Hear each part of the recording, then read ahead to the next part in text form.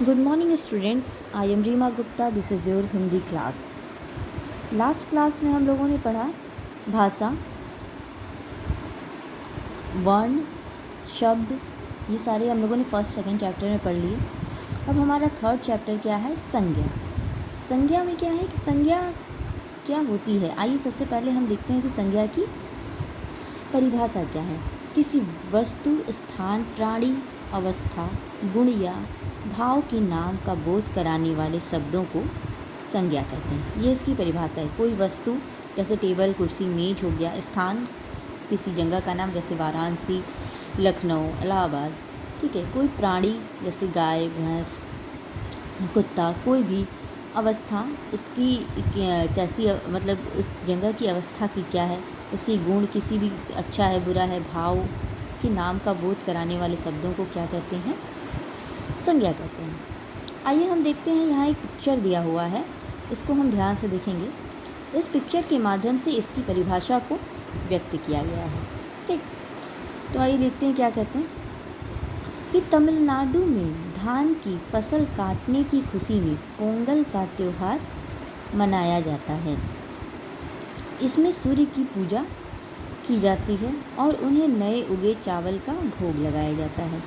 इस अवसर पर खेत खलिहान व घर जोश व उमंग से भर उठते हैं.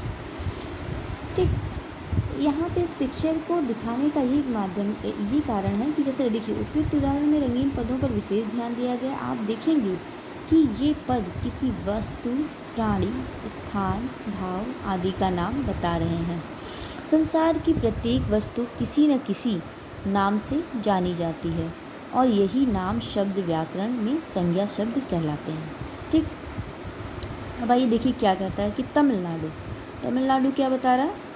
किसी स्थान का नाम बता रहा है. परिभाषा और इसको देखते. ठीक. धान की फसल काटने, धान क्या है? वस्तु है.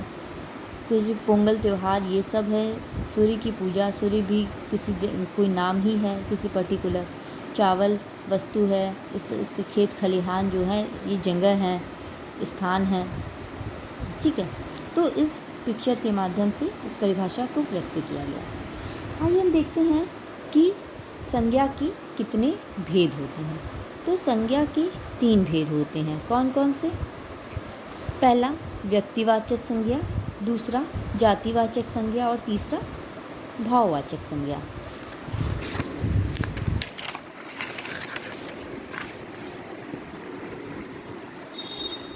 हम देखते हैं सबसे पहले व्यक्तिवाचक संज्ञा. व्यक्तिवाचक संज्ञा क्या होती है? ठीक.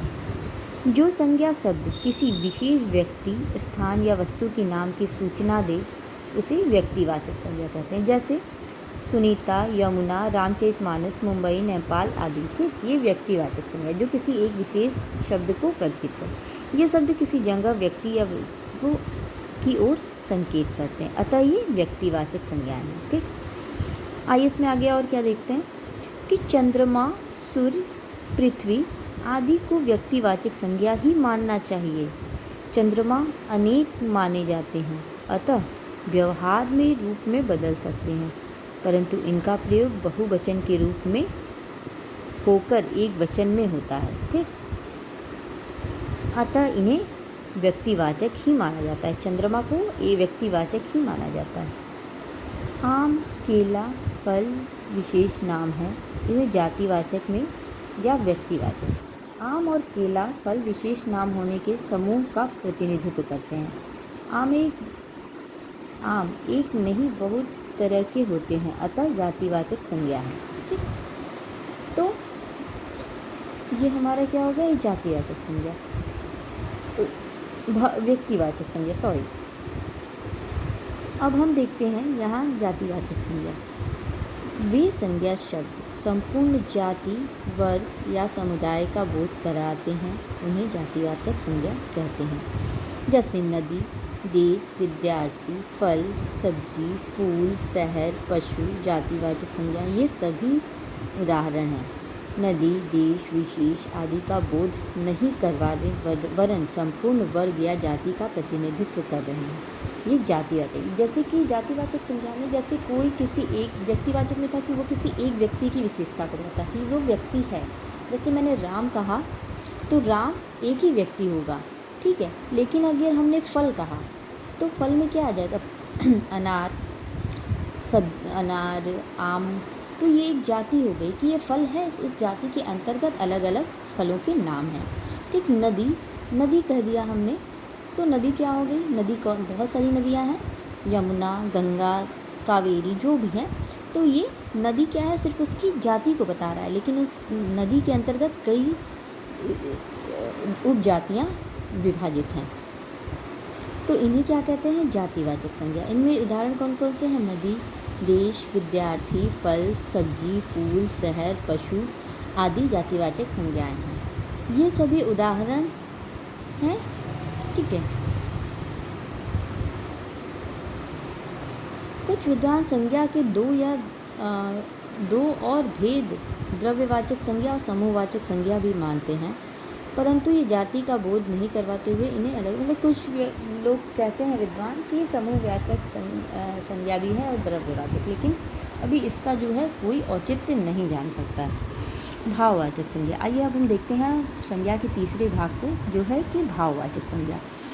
गुण, दोष, भाव, दशा, अवस्था, स्वभाव आदि का बोध कराने वाली संज्ञा को भाववाचक संज्ञा कहते हैं। मिठास, हंसी, सुख, दुख, दर्द, बुढ़ापा, सुंदरता आदि जो भी भावनाएं मन में आती है, जैसे हमें खुशी हो रही है तो ये हमारी फीलिंग है, ये हमारी भावना है, तो ये सब क्या हो गया? दुख है, क्षमा है, ये सब भाववाचक संज्ञा हो गई, ठीक है।